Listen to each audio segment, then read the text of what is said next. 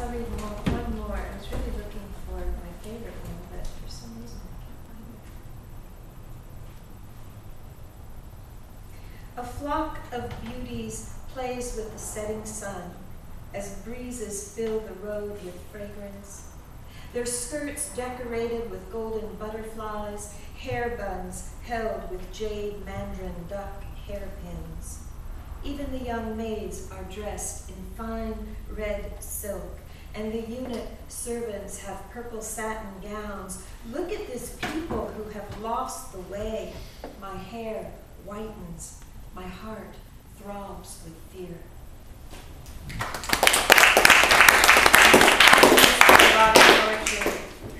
I'm going to read a couple from the little captures. I don't have my watch on. This is the title poem from this book. Little capture. The Peugeot was the color of parakeet. Inside, a dirty beige like something from a trough. When it froze on Mission Street in the small hours of the next day, they walked all the way back, singing out loud, taking long drinks of frigid air to keep pace. If only he had broken in through an unlocked window or posed as an honest repairman. If only he had smacked her down or grabbed her from behind, but that's not how this story goes. He filled the kettle in the most charming way, poured steamy water over 2 silk bags, secretly slipped a little blue pill into her cup. And when she began to cleave to the narcotic glaze, he carried her to bed where her crimson hair spilled across white sheets, panicked like a sudden curtsy to a small, dark lord.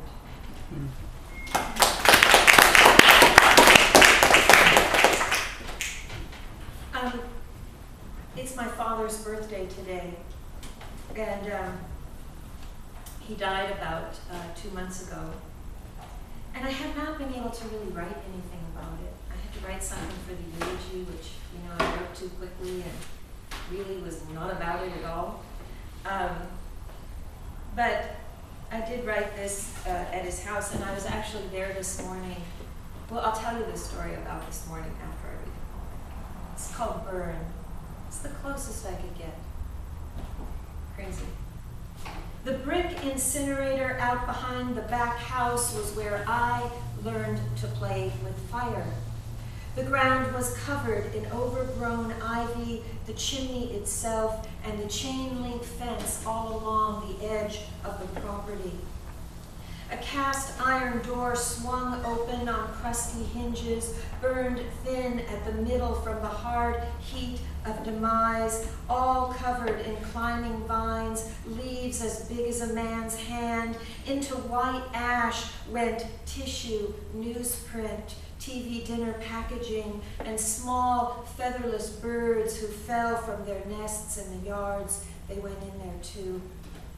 And old journals, a script for a role in which I was not cast. The year they made it illegal to burn trash in the city, small brush fires broke out everywhere. That was long before global warming, long after the fox was driven back up into the hills.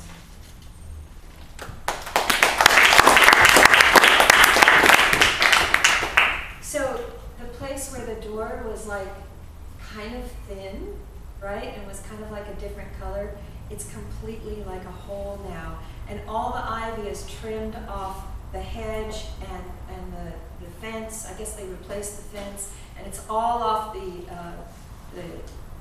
chimney, that the incinerator was in, and it's all off the ground.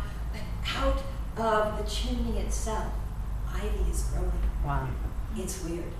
Yes, I probably have to write another verse.